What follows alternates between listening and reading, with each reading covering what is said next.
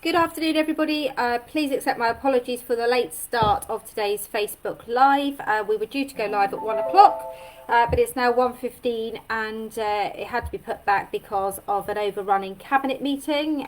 We've got through a massive agenda this morning, approved the building of some fabulous new council flats in Bournemouth, some additional provision around special educational needs. We've also approved some traffic regulation orders that will affect central Bournemouth, approved our youth justice plan, lots of other things to do with planning, and also dealt with quite a significant paper around the principles of our priorities for the next year. So I would encourage you, if you can, to go back and look at the YouTube video of the cabinet meeting and find out what we've been up to. So we've literally had about 120 seconds since I came off of that. So we will crack on with today's Q&A, which will run, I believe, until 1:45. I will then have to sign off because I'm on a board meeting at 2. A few things to update you. Could consideration be given to implementing a council tax second home premium of 25 to 50% if current legislation allows us to increase income to the authority? Duncan, absolutely. I'm with you on this. I think it's exactly what we should be doing. I believe there is already an increase on some second homes, certainly charging on empty homes, and I think if there is the opportunity to charge more to second home owners, they obviously can afford a second home, and I would rather see us supporting people who are struggling. So certainly I'll have a look at what the legislation is saying on that, and trying to encourage people to be buying homes for them to live in rather than as second homes. Clearly, we do need people who are buying homes that they're then going to rent out to local people to live in, because not everyone could afford to buy a house, and we do need to encourage people who are going to become active landlords. But yes, I totally agree with you. Second home and holiday homes is something that we need to have a bit of a line on. So we'll come forward with a piece of work on that. Why are we not supporting e-scooter rental? They're a fantastic green way of getting around town. They may well be a fantastic green way of getting around town, but they're being trialled for a reason, because they are deemed by a lot of people as potentially not very safe. We've already got some quite significant issues in town around the conflict between bike and pedestrian, and I think right now for us to be a trial area for something else which is a lot faster than scooters, has the potential to be quieter than bikes, and really quite frightening for people. I don't see any reason why we'd want to be at the front of that line. Clearly, when the legislation changes and enables people to use them more widely, then we'll deal with that. But right now, I think we are innovating in many other ways. I don't see a reason why we need to innovate in this. Therefore, I would say scooters are not allowed on public land. They are not allowed on the road. They are absolutely not allowed on proms. They are not allowed on cycleways, and they are not allowed on pavements. The police do have the ability to give a significant fine and penalty points if they are used, and our beach patrols will actually stop people where they can, but they are illegal. We are not a trial area, so please do not use e-scooters other than on private land. Even if we were a trial area, you wouldn't be able to use it on a pavement or a cycle path anyway. They're to be used on the main roads, and they're to be used with a driving licence. So therefore, if you're using them, even if we were a trial area, you shouldn't be using them in those areas. So please don't do it. Okay, Sam, I'm very well, thank you very much. I'm looking forward to a much needed break next week. We will be moving to fortnightly Facebook Q&A as we move into more business as usual, but still lots of ways to engage with us.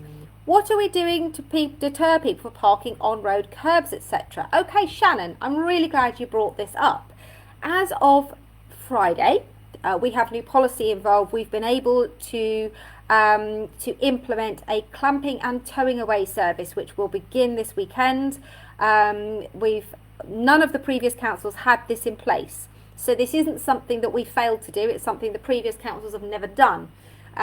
So from Friday, vehicles that are parked in a dangerous way that is obstructing access or causing danger, we will have the ability to tow away. This goes across the whole of Bournemouth, Christchurch and Poole. We will obviously have to use it in a targeted way. We only have so much capacity to tow vehicles. Once those vehicles have been towed, people will then obviously have to not only pay a parking fine, but they will have to pay for the recovery of their vehicle. For those vehicles that are perhaps not in such a dangerous location but are breaching the law and parked illegally, we will now have the powers to clamp them. And we hope that clamping other vehicles and leaving them in situ will discourage people from parking in an illegal way where it isn't perhaps in a dangerous way. This will also apply to people who are persistent offenders in non-payment of parking fines. It will also apply to persistent offenders of the abuse of a blue badge. So please be mindful of what the rules are. Please pay your parking fines on time, because if you don't, then you run the risk of getting clamped as well. We are still working to try and get the MPs who are lobbying on our behalf to get parking fines increased. We are putting parking attendants on the entrances to car parks, so that where car parks are completely full, we're turning people around and trying to get people to go elsewhere. So lots has been going on. We really are contributing whatever we can. Have we considered increasing our housing environmental health staff to help tackle poor rental homes as it increases? Okay, so it's all about funding. At the end of the day, if we bring in selective licensing, which is something that comes forward to Cabinet, I think in October, there will be a fee for landlords who are renting out properties, and that will actually generate an income so that we can actually improve the lives of people who are living in substandard accommodation. With things like HMOs, there will be automatic additional licensing, but if the selective licensing policy goes through, then we do have the ability to improve the housing standards, and that's one of the really important things where selective licensing can help. It will also help where people are being blighted by poor neighbour behaviour and poor maintenance of housing, which is affecting the wider community. So selective licensing, whilst it's seen as a bit of a negative stick by landlords, quite understandably, if they've got to pay a fee, then they are going to have to pay that price, and there is a risk, of course, that some will pass that on to tenants.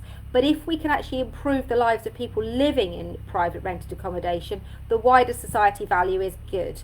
And there will be a paper coming forward in, I think, October, which shows the evidence of where selective licensing has improved housing stock and living standards for everybody. Okay, Mark says e-scooters are being used on Christchurch Quay. You need to report them to the police. They are illegal. Somebody's talking about social distancing. Let's clarify that social distancing is a guideline. It's not for the council to implement. It's for all of us to work and, of course, make sure that we are wearing a mask when we're inside. Is the clamping and towing police authorisation only? No, Tracy. This is the council. The council have now got this. So we have staff within our CEOs, our parking attendants, who are now authorised to clamp. We've got senior staff that have been trained to do this, and it will start as of the end of this week, running to the end of September, at which point we will review it, and I suspect make it a more permanent arrangement. So I think that's great. I'm so depressed with a massive oak tree in my small garden with processing of tree reduction. Rach, there's a lot of detail there. I think the issue around trees is you cannot compare the fact that we have taken down some trees in Poole Park, but we're not actually able to take down a tree or approve the takedown of a tree elsewhere. Trees come down all the time. They come down because they're diseased, because they're not protected, because they're preventing something else from being done, because they might be causing a problem with drainage, because they may not actually be indigenous species. So, for example, on the heathland, some trees are taken down because they actually counteract with the need for a heath. If you have a tree preservation order on a tree in your garden, that will have been on your deeds. So, and it's very, very unlikely that you move there that you move there before the tree preservation order, because typically a tree would be fairly mature to have a TPO. if you have a tree with a TPO, it's there because that tree has some value.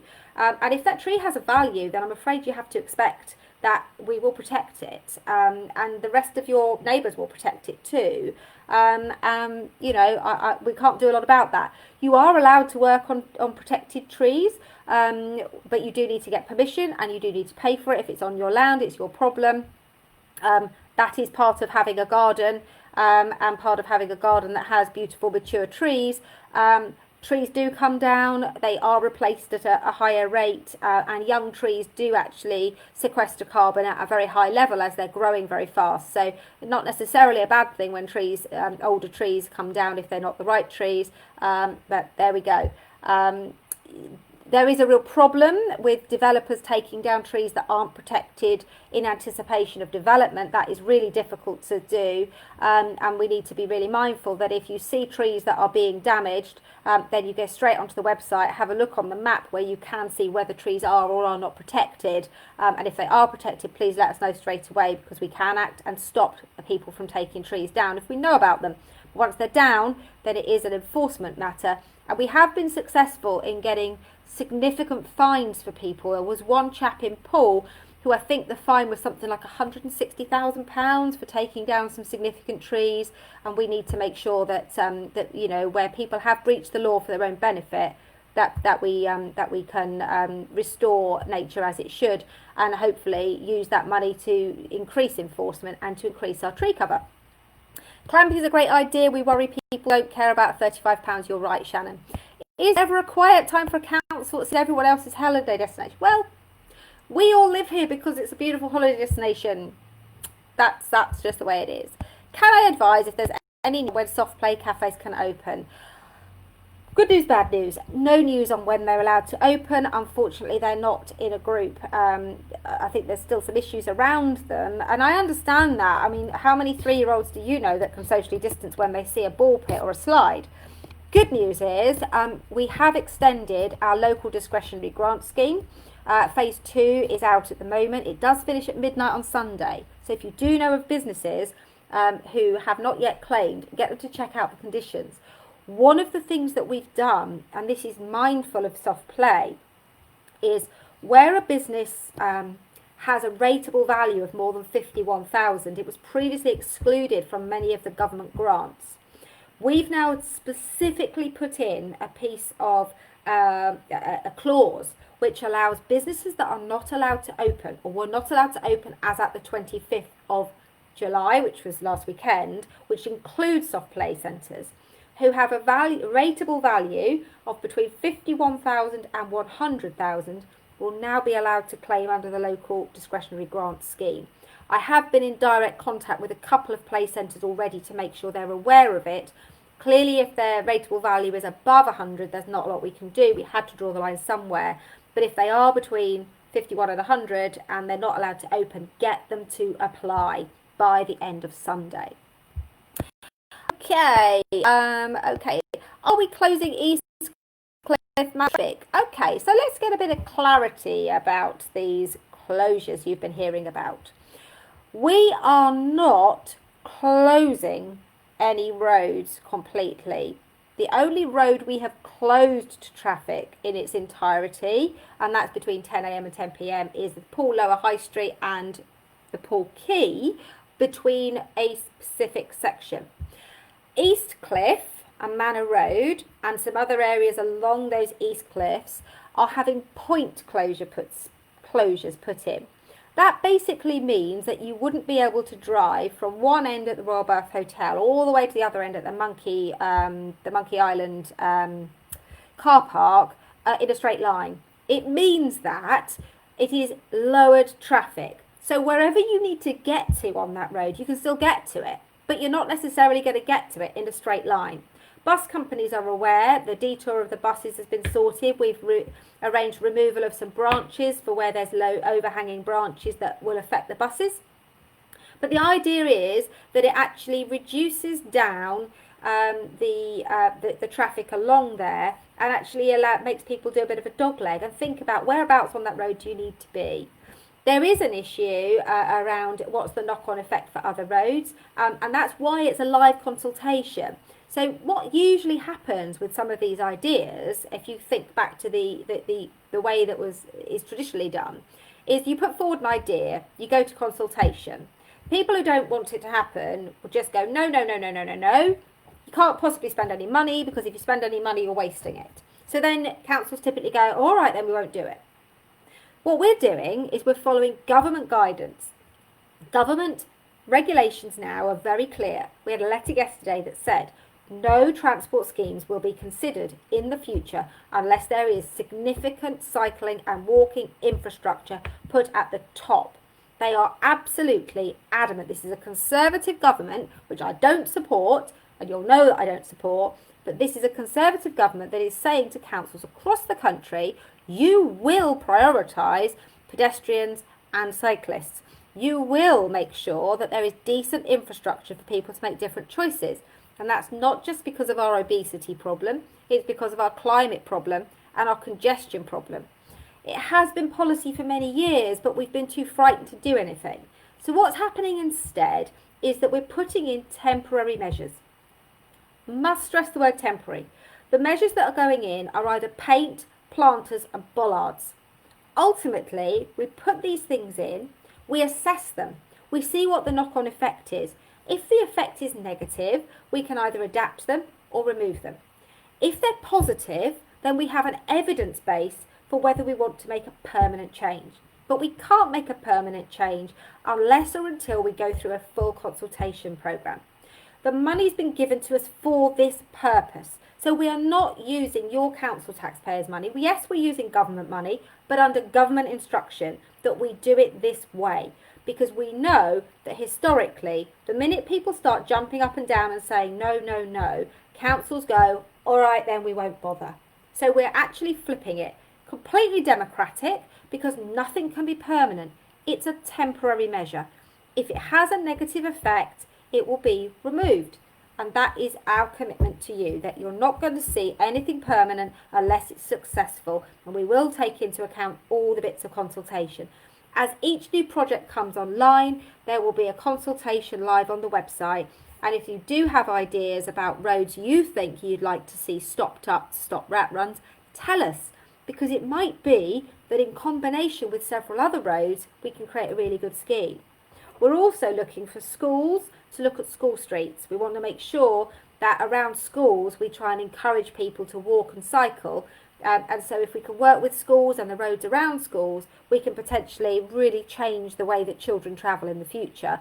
And hopefully they'll carry on with that.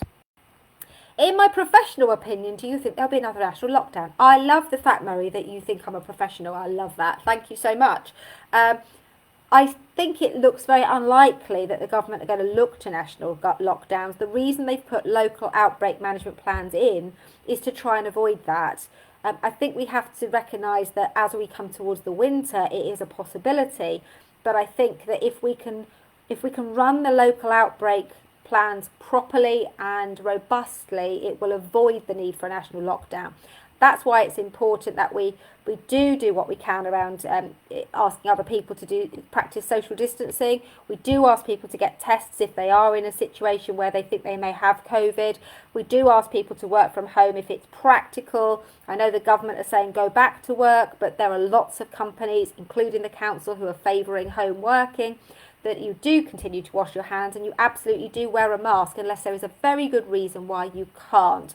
Because if for no other reason, the main reason for bringing in the mask is to build the confidence of those people who've been shielded for nearly 5 months. Those people's shielding comes to an end this Friday. As of Monday, those individuals will be expected to go out and about. And if the rest of us aren't wearing masks, can you imagine the anxiety and stress that they'll face? So let's do them a favour by us demonstrating that we support them by us wearing a mask, and hopefully we can get things back to some sort of normality. Same questions every week, some have been answered. I'm answering the questions which are coming in. If you'd like to ask different questions, feel free to ask them. Absolutely fine.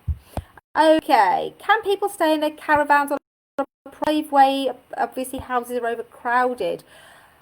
I don't actually know the answer to that. I mean, legally, if you're, I don't know, I can find out, but I really don't know the answer. Perhaps our comms team can find out whether that is lawfully allowed.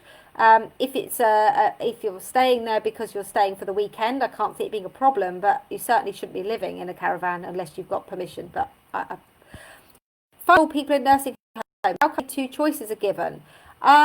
Well, because if the council are providing funding for nursing homes, the council has a limit at which point it will fund. Remember, when the council funds a nursing home place, it's you and me that are funding that nursing home place.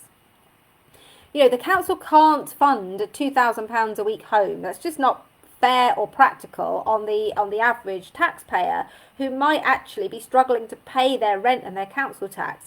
We have a limit upon which, we say there is a limit to which we will fund. There are not that many nursing homes available within that funding limit.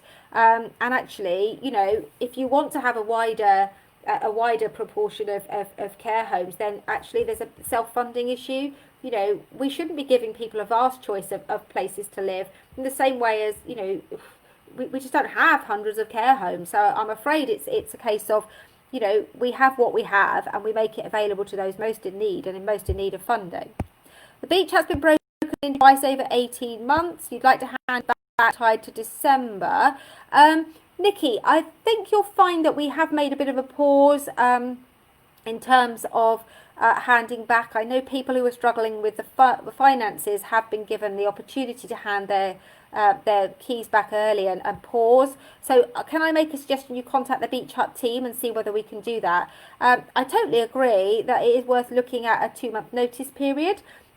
In, I think it's October Cabinet, if not November, Beach Hut policy is on the agenda because there's a totally different allocations policy for Bournemouth, Paul and Christchurch. There are all sorts of different terms and conditions, there's different pricing models. That is something we're looking at, so I'll make sure that within that the notice period is actually considered because there is indeed a long waiting list. So can I suggest you take that to the Beach Hut team and ask them? If there's a problem, you can always email me and I can intervene. Why is Red Hot Park locked at night? Generally speaking, most of the parks that are locked at night rely on local residents to do that. I don't know the circumstances of Red Hill specifically, but I know in our area the parks that are locked rely on local residents who do it on a voluntary basis. That may well be the case at Kingfisher. It may well be that there's staff on duty at Kingfisher because of the barn, but I can find out. Clearly, what we can't do is to cause the council any additional costing and funding in providing staff at the end of every day. There's also reasonable use of some of our parks in the evenings. It's quite reasonable. So I think we can look into that, but it may well be that it's a financial thing. It may well be if you live near Red Hill Park and you'd like to volunteer to lock up parks at night, please go ahead because we're always looking for volunteers to do things like that. Where do you find a visa with TPOs? If you actually look on the website, it is there, Jenny. It depends whether you live in Bournemouth, Paul or Christchurch. I did a search myself. I will try and come back later and put it on there, but perhaps our comms team can reply with a comment there. Is the council willing to consider using glyphosate weed killers? We did agree that we would trial this in some areas, so that I think has started, but not across the board. The reason for this is we've got quite considerable issues with weeds, and the mechanical and personnel costs are significant as an alternative. We do not have the ability to go and buy flamethrowers and a lot of the manual things. We just don't have that budget. We did commit to doing, I think, 3 parks, Harriet, so I'm happy to see where that piece of work has got to. I think Brighton took 5 years to get to the point where they're glyphosate free. They made a big song and dance about it, but when you looked into it, it was a gradual process, and I think we committed to start that gradual process, but it certainly won't happen overnight. Okay, is the phone number I can use for an HMO issue? You need to probably, Andy, whenever you need to call the council, you need to go through our switchboard. The switchboard is open during normal working hours. I've phoned it about various issues. They will actually forward it on. As of August, our council staff are moving to a different telephony system, and they'll be able to phone people through their laptops. At the moment, remember, at least 2/3, if not more, of our council staff are working from home. Therefore, they're not able to speak to you by phone. They are working mainly on email. But if you do have an issue, please go through the council switchboard, and those phone numbers are on the website. Okay, I've covered soft play. I'm not going to go into... if you've got specific details about your business and whether you can or can't open it, my suggestion is have a look at the guidelines and then really use your own judgment. That's not really for me to judge. Okay, UK is dead. What a bunch of muppets. No comment. Put the grass version from Jose. We'll take all these things on board. We are now in our second cut of the summer. We have resisted some of our cutting. Cutting is based upon visibility displays, the ability to social distance, but there will be less grass cutting going forward, partly for financial reasons and partly for ecological reasons, and we're moving more towards wildflower borders. Okay, why does the largest number of rehab centres in the UK? I don't think that's true anymore. I think there are people who have come down for those reasons in the past, but I don't actually think that that is necessarily true. I think there's one significant rehab centre. Where we have HMOs and where we have hotels that are no longer viable, then we will see businesses open up doing different things. But has asked a question about how with your paddling pools. At the moment, our paddling pools won't be reopening. They normally only open until September. We're already virtually in August. We have significant issues with paddling pools in that in order to open them, we would have to do things like put up fencing around the paddling pools so that we could monitor the numbers of people in them. We'd have to ask people to give us their names and addresses, which actually means you don't have that free-flowing ability that we like from our paddling pools. We wouldn't be able to run some of the features which actually spray water because that actually is deemed to be high risk. And the cost of actually providing all that fencing, the health and safety issues around that fencing, the inability to be able to control numbers, and therefore the additional staff costs just make it completely unfeasible. We're very lucky in that we live by the seaside, so most people who would otherwise go in the paddling pool can probably use other facilities such as going to the beach, but the rules around swimming pools reopening and water parks reopening was related to ticketed paid for services whereby there is the ability to track and trace. That's physically not possible in our paddling pools. Where do we publish detailed figures of the COVID status? You need to get that from Public Health Dorset. We receive them from there. We don't publish our own. I may have to wait up to a year for disabled parking bay. So we have today approved a new process for what's called a traffic regulation order. Traffic regulation orders deal with all sorts of things, including the provision of disabled parking bays. The reality is we have hundreds and hundreds and hundreds of applications for bits of yellow line, white bars to stop people parking across your driveway, disabled bays, zebra crossings, etc. We simply can't work any faster. You will have to make your application and it will be assessed according to the criteria. They have to go through a public consultation. Your neighbours have to be consulted. It has to go in the newspaper. So even if we were able to pick it up today, process it tomorrow, and then issue it, the next day, you'd still be looking at a 4 to 6 month period. The reality is it is a 9 to 12 month process because our team simply have got hundreds and hundreds of applications. Lots of people would like lots of things, and the capacity of the council is limited by its funds. We could do more, but we'd have to charge more in council tax. So unfortunately, it's very difficult to speed that up. Where is the community office for Ashley Road? That approval was only made in June. We approved it, so it's going to take time to recruit. So you need to give people the opportunity to actually to make that recruitment and employment process. These things don't happen overnight. We are aware of the antisocial behaviour issues. That's why I approved the money for the officer, but it's still only July, so it's probably too early to challenge that. As the last vote was a draw with one abstaining, will there be another vote or no confidence? Tim, I hope not, because you may have heard from last week that incredibly sadly we had another death in our councillor cohort last week, a tragic and sudden death of Pete Parish, councillor for Camford Heath.